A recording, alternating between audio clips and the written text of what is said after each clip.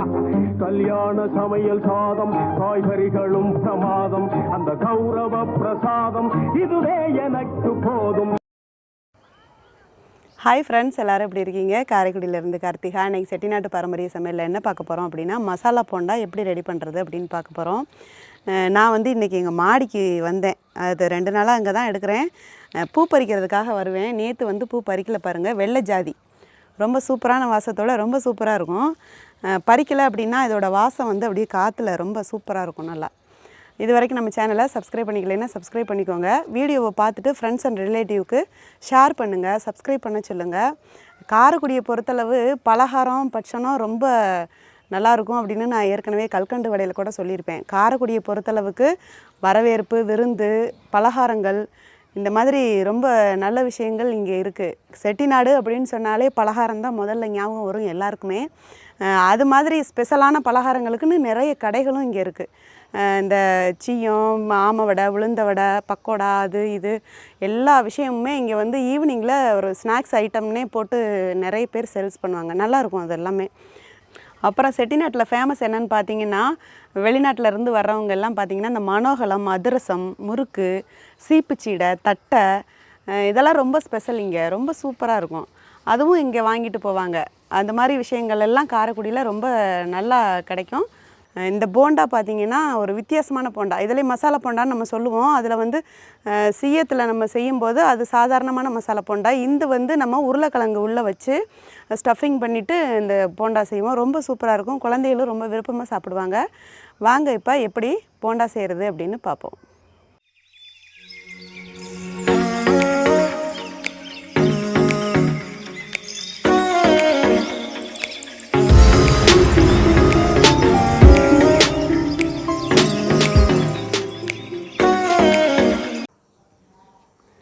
இப்போ நம்ம உருளைக்கிழங்கு போண்டா செய்கிறதுக்காக பார்த்திங்கன்னா ஒரு 150 கிராம் அளவுக்கு நான் கடலை மாவு எடுத்திருக்கேன். அதுக்கு ஒரு 4 ஸ்பூன் அளவுக்கு பச்சரிசி மாவு நான் சேர்த்துக்கிறேன். சேர்த்துட்டு மாவுக்கு தேவையான அளவு உப்பு சேர்த்துக்கலாம். 2 சிட்டிகை பெருங்காயத்தூள் சேர்த்துருக்கேன். எப்போ கடலை மாவில் நம்ம என்ன பொருள் செஞ்சாலும் கரெக்டாக நம்ம வந்து பெருங்காயத்தூள் சேர்த்துட்டோம் அப்படின்னா அது செரிமானம் ஆகிடும். 1 ஸ்பூன் அளவுக்கு மிளகாத்தூள் சேர்த்துருக்கேன். 1 சிட்டிகை லேசாக சோடா உப்பு சேர்த்துருக்கேன். இப்போ இது எல்லாத்தையும் ஒரு முறை நம்ம கையில் அப்படியே சேர்த்து ஒன்றா கலந்து விட்டுறலாம். ஏன்னா ஒவ்வொரு இடத்துலையும் ஒவ்வொரு பொருள் இருக்கும். அதனால் உப்பு, சோடா உப்பு, கடலை மாவு, அந்த அரிசி மாவு எல்லாமே ஒன்றா சேர்ந்து ஒரு கலரிட்டு இப்போ நம்ம தண்ணி விட்டு இதை கலந்துக்கலாம். தண்ணி எப்படி விடணும் அப்படின்னா, தோசை மாவு பதமும் இருக்கக்கூடாது, இட்லி மாவு பதமும் இருக்கக்கூடாது. நம்ம அதில் போடுற அந்த மசாலா உருண்டையை மேலே அப்படியே கவர் பண்ணுற மாதிரி நமக்கு கிடைக்கணும். அதுபோல் நம்ம இதை பிசைஞ்சுக்குவோம். பாருங்கள், மாவு வந்து இந்த இட்லி மாவுக்கு மொந்துன்னு அரைக்கிறது அப்படின்னு சொல்லுவாங்க. அது மாதிரி நான் நல்லா மொந்துன்னு கலக்கி வச்சுருக்கேன். கட்டி இல்லாமல் கரைச்சிடலாம். இப்போ நம்ம இது ஊறிக்கிட்டு இருக்கட்டும். நம்ம அடுத்து வந்து மசாலா ரெடி பண்ணிடலாம். மசாலா ரெடி பண்ணுறதுக்கு பார்த்திங்கன்னா ஒரு 2 ஸ்பூன் அளவுக்கு ஆயில் விட்டு நான் பாத்திரத்தில் காய வச்சுருக்கேன். 1/4 ஸ்பூன் அளவுக்கு சோம்பு போட்டுக்கோங்க. ஒரு அரை வெங்காயம் கட் பண்ணி வச்சுருக்கேன், அதை சேர்த்துக்கோங்க.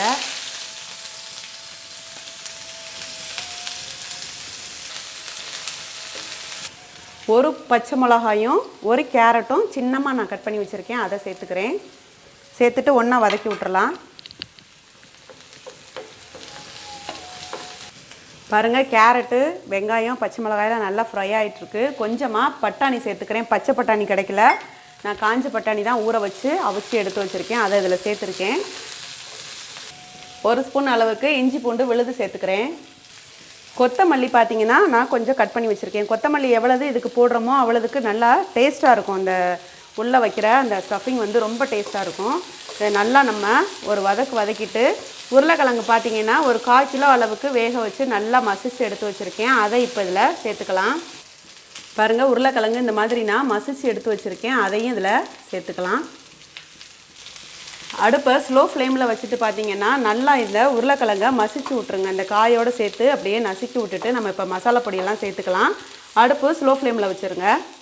1/4 ஸ்பூன் அளவுக்கு கரம் மசாலா பொடி சேர்த்துக்கலாம். 1/4 ஸ்பூன் அளவுக்கு மஞ்சள்தூள் சேர்த்துக்கிறேன்.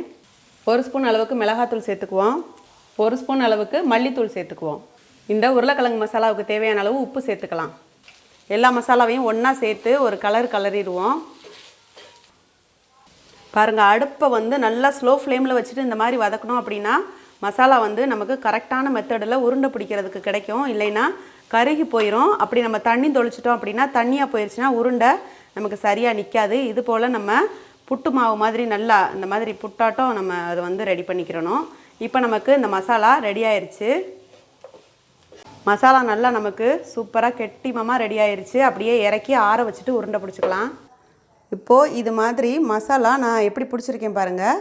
நல்லா இந்த மாதிரி நமக்கு கரெக்டாக கிடைக்கணும் உருண்டை. இது மாதிரி நம்ம எல்லாத்தையும் உருட்டி எடுத்துக்கலாம். பார்த்தீங்கன்னா இது போல் நல்லா நான் உருட்டி எடுத்துட்டேன். உருண்டை உடையக்கூடாது. இந்த ஒவ்வொரு உருண்டையும் நம்ம இந்த மாவில் டிப் பண்ணிவிட்டு அப்படியே எடுத்து நம்ம ஆயிலில் போட போகிறோம். வாங்க பார்ப்போம். பாருங்கள், நான் திருப்பி விட்டுட்டேன். நல்லா கோல்டன் ப்ரௌன் கலராக அந்த உள்ளே இருக்கிற மசாலா வந்து நமக்கு அழகாக அந்த ஒரு கலர் கொடுத்துருக்கு. இப்போ நம்ம அதை பாத்திரத்தில் மாற்றிக்கலாம். பாருங்கள், நான் எல்லாத்தையும் அரிச்சு இது போல் எடுத்துட்டேன். ரொம்ப சூப்பரான கலரில் கிடச்சிருக்கு. அப்படியே சாப்பிட கொடுத்துக்குவோம். ரொம்ப சூப்பராக ரொம்ப கிறிஸ்பியாக இருக்குங்க. இந்த போண்டா வந்து ரொம்ப கிறிஸ்பியாக ரொம்ப மொறுமொறுன்னு இருக்குது. உள்ளே இருக்கிற அந்த மசாலா பார்த்திங்களா, அழகாக நம்ம என்ன ஸ்டேஜில் வச்சோமோ அது அப்படியே இருக்குது. இது வந்து கரெக்டாக ஹோலாகி நமக்கு உள்ளே ஆயில் இறங்காமல் சூப்பராக ரெடியாக இருக்குது. குழந்தைங்களுக்கு ரொம்ப பிடிக்கும். ஈவினிங் ஸ்நாக்ஸுக்குன்னு இல்லை, நார்மலாகவே கெஸ்ட்டு வந்துட்டாங்க அப்படின்னா இந்த மாதிரி ஒரு போண்டா செஞ்சிட்டிங்க அப்படின்னா ரொம்ப சூப்பரான ஒரு டேஸ்ட்டில் இது நமக்கு கிடைக்கும். இது போல் நீங்களும் ட்ரை பண்ணிவிட்டு எனக்கு கமெண்ட் பண்ணுங்கள். நீங்கள் பண்ணின மசாலா போண்டா எப்படி வந்துச்சு அப்படின்னு எனக்கு கமெண்ட் பண்ணுங்கள்.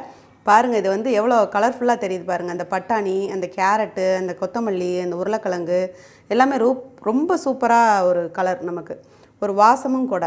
கமெண்ட் பண்ணுங்கள், லைக் பண்ணுங்கள், சப்ஸ்கிரைப் பண்ணுங்கள், வீடியோவை ஷேர் பண்ணுங்கள். தேங்க்யூ.